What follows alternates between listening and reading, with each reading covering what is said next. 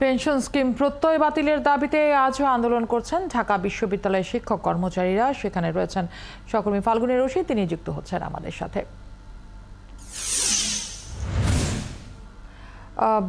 ফাল্গুনী, আন্দোলনরত শিক্ষকদের আজ কি কি কর্মসূচি রয়েছে? সরকারের সাথে শিক্ষকদের বৈঠকের কোনো তথ্য কি জানতে পেরেছেন? এখন জন্ম সনদ দিয়ে খোলো বিকাশ স্টুডেন্ট অ্যাকাউন্ট, নিজের বিকাশ নিজে কর।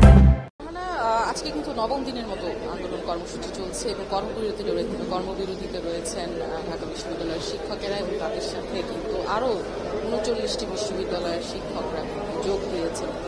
বিশ্ববিদ্যালয় শিক্ষক সমিতি ফেডারেশনের যিনি মহাসচিব, তিনি এই আন্দোলনের নেতৃত্ব দিচ্ছেন। তিনি আজকে যেটি জানিয়েছেন, মোট ৪০টি বিশ্ববিদ্যালয় সারা দেশে কর্মবিরতিতে রয়েছে, অর্থাৎ কোনো ক্লাস পরীক্ষা কিন্তু হচ্ছে না। আমার সামনেই ভর্তি পরীক্ষা বা গুচ্ছ পরীক্ষা রয়েছে, সেইটিরও কিন্তু কোনো অগ্রগতি দেখা যাচ্ছে না।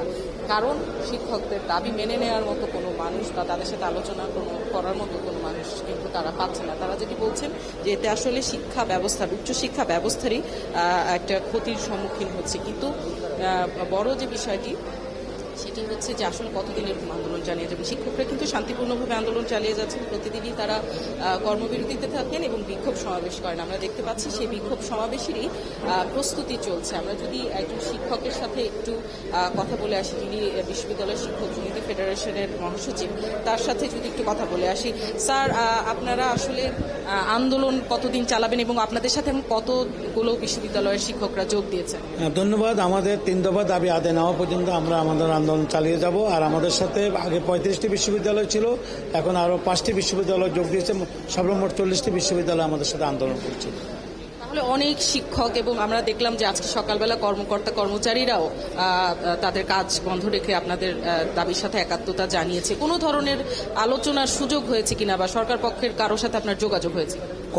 কর্মচারীরাও তাদের দাবি আদায় নিয়ে, কারণ তাদেরও আলাদা ফেডারেশন আছে, তাদের আলাদা সমিতি আছে, তারাও দাবি আদায়ের জন্য আন্দোলন করছে। তারা তাদেরটা করছে, আমরা আমাদেরটা করছি। সরকারের মহল থেকে ইনডাইরেক্টলি আমাদের সাথে যোগাযোগ অব্যাহত রেখেছে, কথাও বলছে।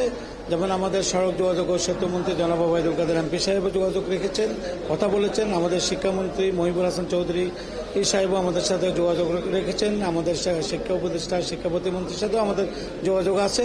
আমরা আশা করব যদি আলোচনার টেবিলে বসি, আমরা যদি আমাদের দাবির সপক্ষে যুক্তি দিতে পারি, আমাদের দাবি পূরণ হয়ে যাবে। তারা কি আলোচনায় বসার কোনো আশ্বাস দিয়েছেন কিনা? বা এখন পর্যন্ত আমাদের সরাসরি কোনো আশ্বাস দেয় নাই, তবে আমাদের সাথে ওনারা আলোচনা বসবেন, এটাই আমরা আশা করছি। ধন্যবাদ স্যার। আমরা শুনছিলাম যে তারা বলছিলেন যতদিন পর্যন্ত আসলে আলোচনা না হবে ততদিন পর্যন্ত কিন্তু তাদের আন্দোলন চালিয়ে যাবার যে বিষয় সেটি অব্যাহত থাকবে। তবে নতুন কোনো কর্মসূচিতে যাবেন কিনা সেই বিষয়ে কথা হচ্ছিল। আজকে রাতে বাংলাদেশ শিক্ষক সমিতি ফেডারেশনের একটি বৈঠক, ধন্যবাদ। সেই বৈঠক। ধন্যবাদ ফাল্গুনী। আপনি যেহেতু বলছেন যে একটি বৈঠক রয়েছে, বৈঠকের পর হয়তো আরেকটু বিস্তারিত জানা যাবে। এবং যেহেতু বলছিলেন আন্দোলনরত শিক্ষকরা যে কথা চলছে সরকার পক্ষের সাথে, সেটাও জানার চেষ্টা করব নিশ্চয়ই পরের সংবাদ সংযোগে। সহকর্মী ফাল্গুনী এসে যোগ দিয়েছিলেন। দর্শক,